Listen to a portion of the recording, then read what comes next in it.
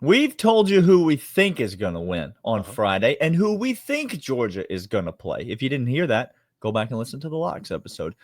But today we're ready to tell you who we hope is going to win. Who is better for Georgia, Indiana or Notre Dame? Next on the Locked On Bulldogs podcast.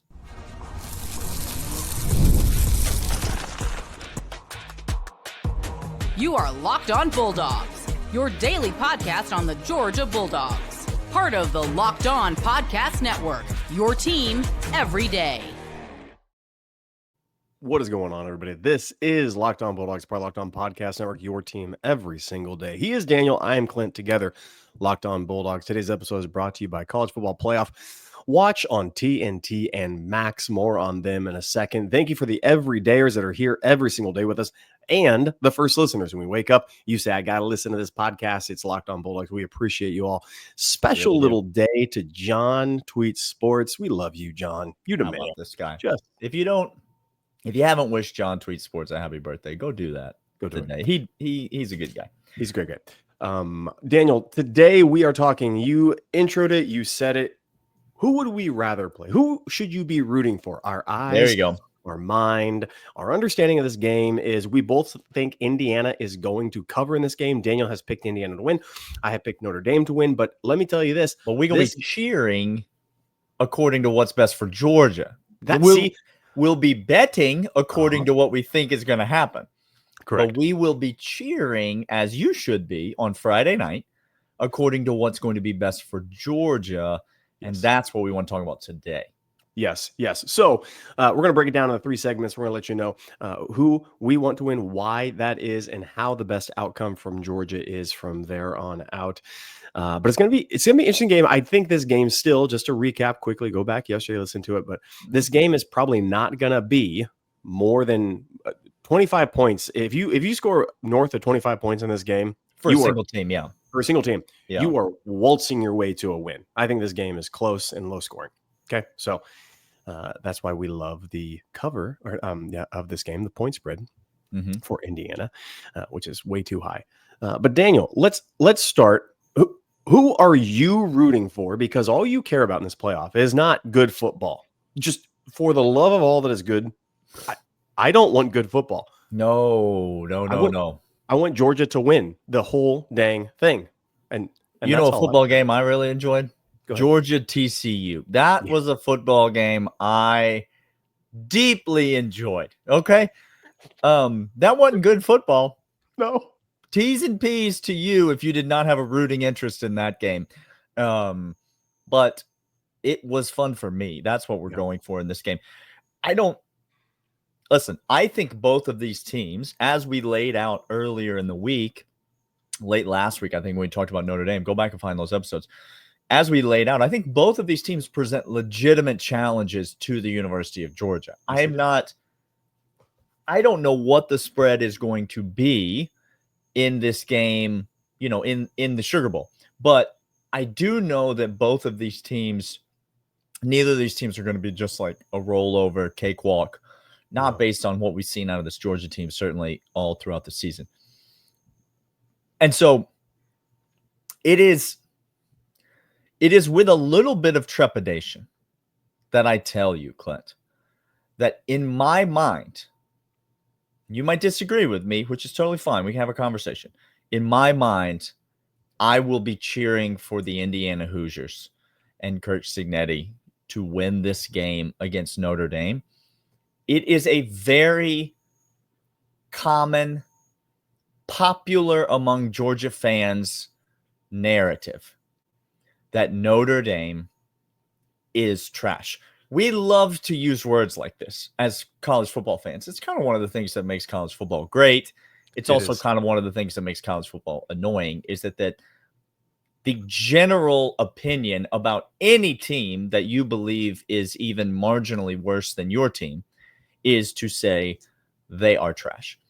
And so there's a lot of Georgia fans that just, without really diving deep, I think, into the research, and even if you're going to say you'd rather play Notre Dame, Clint, I know that this won't be the case for you, but I think there's a lot of Georgia fans. The casual Georgia fan take is going to be that Notre Dame poses no threat to the University of Georgia, because after all, they lost to Northern Illinois at home. I'm just here to tell you that the things Notre Dame does well scare me more than the things that Indiana does well. I'm happy to elaborate on that in future segments, but that's my official rooting interest. I will be cheering for the Dogs, the underdogs, because I think that's what it means to cheer for the Dogs, the DAWGS Georgia Bulldogs. If Indiana wins this game, I think, in my opinion, it's better for Georgia. What say you? Daniel, you're absolutely right. Look, Notre Dame has constantly and continually been a team that gets to the big stage and then lays a giant goose egg, and they're awful and they're horrible. I get it. We can talk about that. We can talk about quarterbacks that were supposed to hit and couldn't hit. We could talk about defenses that show up. We could talk about that all day long. And you say, well, TCU and Notre Dame's kind of the same thing. Actually, no. TCU beat some people to get to where they were. Notre Dame hasn't done any big winning whatsoever. And so I think if you look at this, don't get trapped in that narrative of Notre Dame is trash, like you said. Indiana is the lesser team. Now, I think they can do some things to Notre Dame to win. Like that is true, which is why I don't think Notre Dame's going to blow them out. I think it's going to be a rock fight. But Notre Dame, the things they do well, you nailed it on the head, and we'll talk about it segments 2 and 3, would give me a little bit of bubble guts going into the Sugar Bowl, controlling the clock, having a bona fide run game. I mean, bona fide run game. And a defense that's physical. Now, maybe I'll give you a little tip my cap here a little bit, but Georgia on offense doesn't have Ladd McConkey, Brock Bowers, and other speedy weapons anywhere. Our speediest, most intimidating weapons. Please don't. Are Etienne and Frazier. That's they don't play receiver or tight end. No. Our speediest receiver also doesn't play receiver. He plays football player on the outside. That's correct. This is the official position of Locked On Bulldogs, to which we support him doing that thing. Sure, he's very good at that. He's very good at that thing. Everything else, not so good. He is wide. He's not a receiver. No. So we cannot, in good conscience, call him that. Notre Dame, just defensively, they don't have speedsters either, but when you just want to line up and fight in a phone booth and go after each other that way, it doesn't bode well when your offense can't take the top off the secondary, which we've tried countless times over and over and over to do. Now, and this just in, how about we take off the best quarterback on the team who has the best deep ball, and he's not playing, or is he? Stop. Maybe tomorrow. Maybe tomorrow. Okay. Hold on to it till tomorrow. Just hold on. Okay, just hold on there. All right, here we go. We'll be back in the second segment. Talk to you about more of the reasons why we think Indiana is the team that you should be cheering for in this game. But first, want to let you know about these. These are, in fact, FanDuel. FanDuel's fantastic. All the bets that we gave on locks the other day, you can go over to FanDuel.com. Because they're official sports book of Locked On Bulldogs, Locked On Podcasts, everywhere. We love them. You should love them. And right now, you make a $5 bet. You win that $5 bet. You get $150 in bonus bets straight to your account. They are fast. They are secure. They're safe. Everything you love about sports bet. Let me tell you something else about FanDuel, Clint. When you go to cash out your winnings from FanDuel, here we go. It's fast. It's super simple. Yeah. They make it really easy. They don't make you jump through a billion hoops. And so you can take all the money that you've used from locks throughout the year that you've accumulated on FanDuel. You can cash that out, and you can pay for a trip to New Orleans for New Year's. That's what some people have done that I've talked to. They're smart. It sounds like very wise individuals. FanDuel.com, make every moment more, but that's not it. We also have Prize Picks. Download the app right now. Put in the promo code LOCKEDONCollege and get money instantly, so you can play $50. Daniel, that's crazy. You can get $50 instantly. It's Who's just giving away $50? Prize Picks is. Prize Picks is. That's exactly who is doing it. Prize Picks is the best place to get real money sports action. Join over 10 million members and sign up today. Sign up today and get $50 instantly when you play $5. You don't even need to win to receive the $50. It's guaranteed. It's like your Ole Miss. You've missed the playoffs, but man, you feel so good because you think you're kings of the transfer portal. It's sort of like that, but it's actually better because it's actually good. You don't have to assume you're good for doing nothing. It's actually good. PrizePicks takes care of you by giving you that. For a $5 play, you get $50 right to it. PrizePicks also offers weekly promotions that can lead to big payouts like Taco Tuesday, where they discount players. So Daniel and I love them. It's daily fantasy made easy, and it's something that don't have to get sidetracked because of injuries of your team. Download the app today and use promo code LockedOnCollege and get $50 instantly after you play your first $5 lineup. Download the app today and use promo code LockedOnCollege to get $50 instantly after you play your first $5 lineup. PrizePicks, run your game. Yeah, Clint, you mentioned several of the reasons why you prefer Indiana to Notre Dame. And I mean, I will say this. I don't think the margin is wide. So I don't think this is a situation as a Georgia fan where you need to be overly upset if Notre Dame were to win the game. I don't think that that's true. It's why we predicted this is going to be a close game. You've got Notre Dame winning the game. I've got Indiana winning the game. I think either way, we both really anticipate. This is, I'll just say this. This is, and it has nothing to do with Georgia's, like the fact that they play Georgia next. This Friday night game is to me, it's the most anticipated matchup of the entire first round. I know we got Tennessee, Ohio State, and that's going to have a lot of drama associated with it on Saturday night. But Clint, let me just say this. All year, Friday night has delivered in college football. Hasn't it? Single Friday. Every week. Exceptional. I cannot fathom that this week in the college football playoff, that Friday night spot is not going to deliver as well. So I don't think it's a wide margin, but I do think, as you mentioned, the things that Notre Dame, you talked about Notre Dame on the defensive side of the ball.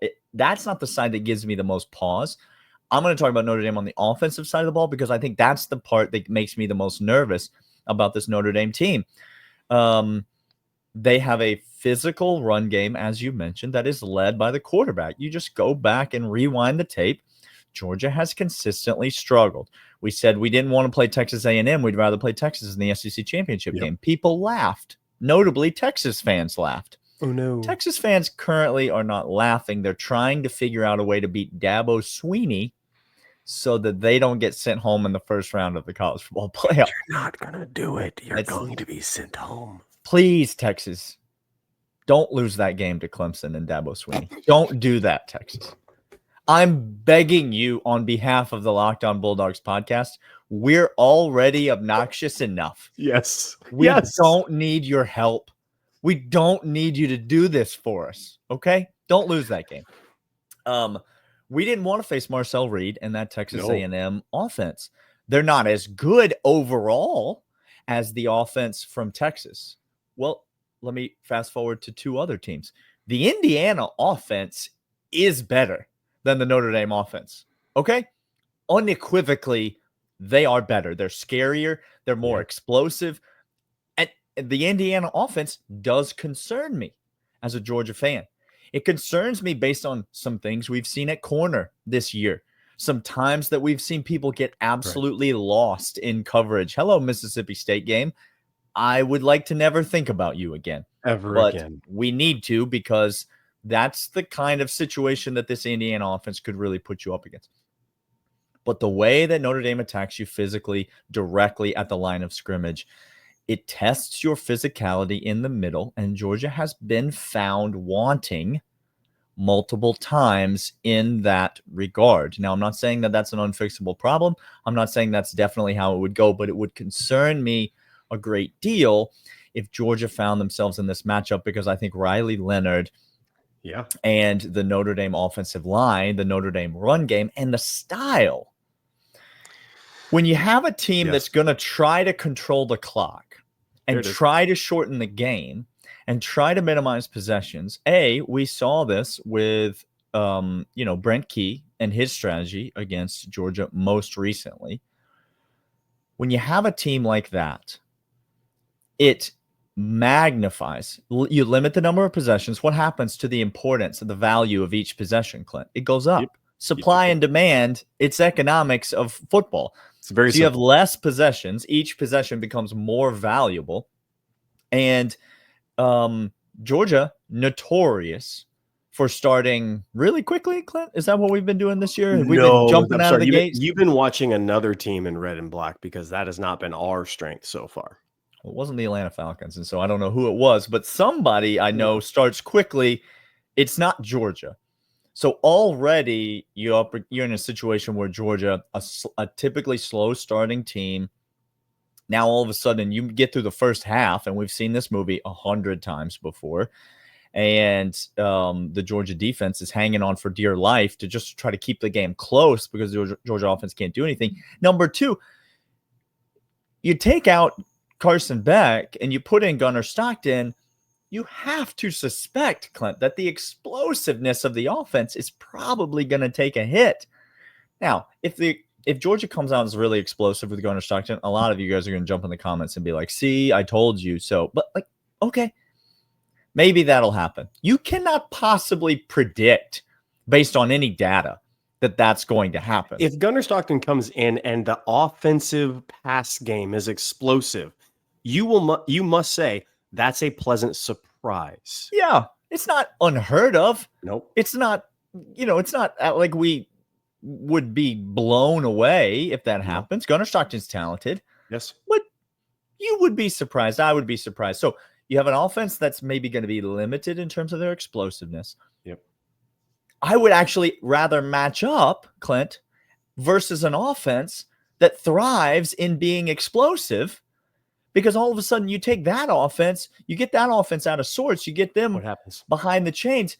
They're going to turn the ball over, Clint. They're going to go 3 and out and give us good field position, Clint, like that. You're going to have opportunities for Georgia to then be the team that just grinds Indiana to a pulp. But you're not going to do that versus Notre Dame because that's exactly the game Notre Dame wants to play. Georgia is going to have to be try to be the team, that is explosive in that game. And I just don't want that to be the situation Georgia finds themselves in. Mike Denbrock, offensive coordinator of the Fighting Irish. Mm-hmm. He's got a couple of notable times in his coaching career. I'm just going to talk about the last two before he comes back to Notre Dame. And that's the Luke Fickell Fighting Bearcats of Cincinnati and LSU Tigers with Jaden Daniels. I'm just going to list Tyler Eifert, Kyle Rudolph. How about Jaden Daniels? Like I said, how about during that time, another Bearcat that we shouldn't really talk about that much at all for Atlanta-based, Georgia-based teams. But there is a consistency. LSU had the best offense with him at the helm. Cincinnati, Luke Fickell gets a lot of credit, but Cincinnati was a powerhouse. Yes, they were at that time in their conference and made noise to the bigger guys. Did things well. He was OC during that time at Notre Dame. It hasn't been a discussion over, they really can't hang with people. No, they've hung with people. Can they win the big one? No, not so far, but they've hung with people during that time. Oh, you're trying to say they haven't won the big one in 40 years, Clint? Is that about like what we would say about Notre Dame? So therefore they're irrelevant and they'll never get it done. See, this right? like is that how the narrative goes, Georgia fans? It doesn't work that way. And you want to talk about Marcus Freeman being a good coach. He is a good coach. Like that is not something we look at him and say, no, he's bad. He's putrid. He's a good coach. He just needs to elevate. He's got the exact offense. They know who they are. They have an identity, Daniel. And their identity is we're going to line up and we're going to try to just bash you in the mouth. And we're going to keep doing it until it works.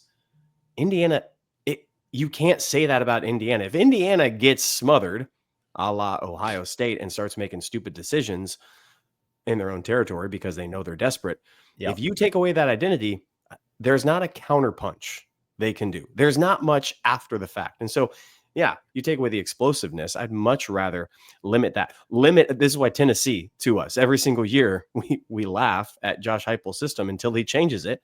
And he hasn't, because he had the best SEC running back of all time in his program, and he just didn't do anything with him. Indiana is a team that could be limited. Notre Dame can be limited, but they're still, it's not going to take away their potency. You can limit them and they're still dangerous. I don't want to play that team on offense. We're going to come back and talk about what they do on defense that's exceptionally a little bit different than Indiana. But first, this. Daniel, this is in fact college football on TNT. I don't know if you understand what's happening this weekend, but you said Friday night. I know you do, Daniel. Yeah, you're in the know, but right now, college football playoff is back. Newly expanded 12-team format is guaranteed to be bigger and better than ever, bringing you all the hard-hitting and high-flying excitement that you love. TNT Sports coverage of the college football playoff begins December 21st, starting with the college football playoff kickoff presented by AT&T at 11 a.m. Eastern, leading into our first matchup, SMU Mustangs taking on Penn State Nittany Lions at noon. Then Clemson Tigers look to upset Texas Longhorns in a showdown at 4 p.m. Eastern. Don't miss a moment of the action. Watch College Football Playoff presented by Allstate live on TNT, True TV, TBS, and Max. We talked about the offense. Let's talk about the defensive side of the ball for Notre Dame against Indiana. We said we want to play Indiana because although statistically, Indiana looks like a dang good defense. Daniel, passing efficiency. We number one rushing defense in America. That's quite good. Now, their conference probably has a whole lot of offenses that like to open it up and pride themselves on like an air raid like Texas Tech or Michigan? Something like that. Like Michigan is who you're talking about? Oh, no. A team that literally cannot do anything but run the football.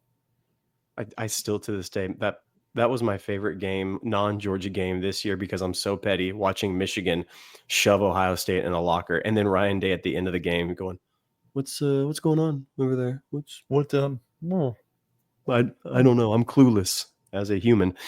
But yes, that's the type of conference I'm talking about. Indiana does know how to stop the rush against a lot of teams that like to rush. And they do, Clint. But that's kind of Georgia's in a bit of a weird rock and a hard place situation, especially with the quarterback, because we just mentioned the explosiveness in the passing game. You have to imagine is going to come down. It's going to be limited.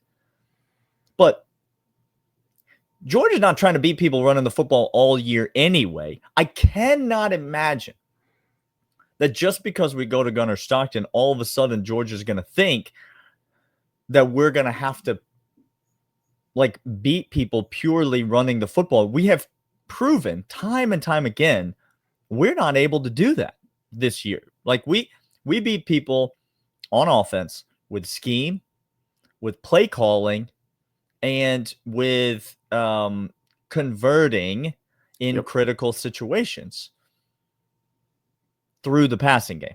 Yes. Timely running at times, but Georgia is not built as a team that's going to come in and try to establish the run and make everything go from there. No.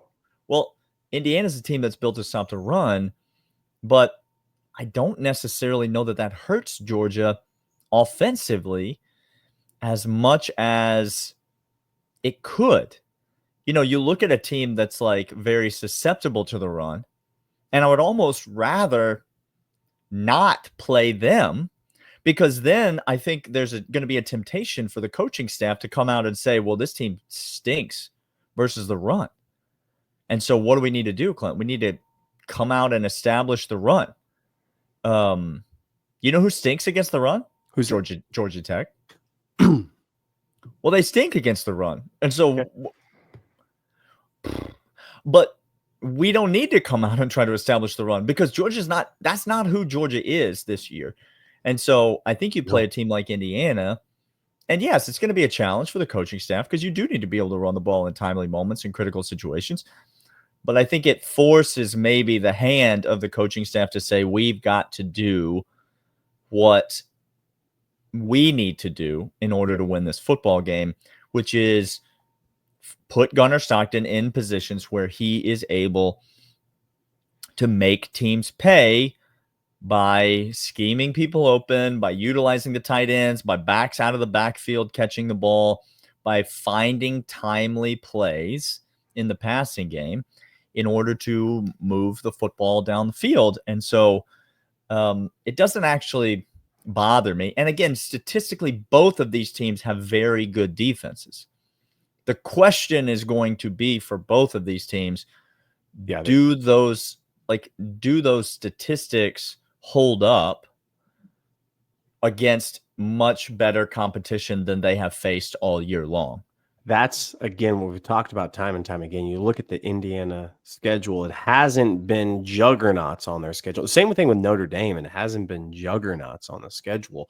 Right. So all things being the same, I tend to favor a school that has recruited well, or at least above another team. Maybe well is not the right word, but above certainly Indiana. Indiana composite talent ability, very low on the list in the 40s. Notre Dame, not in the 40s, much higher up. They do have guys in there. It's always been about development, execution, and coaching decisions for Touchdown Jesus and Notre Dame.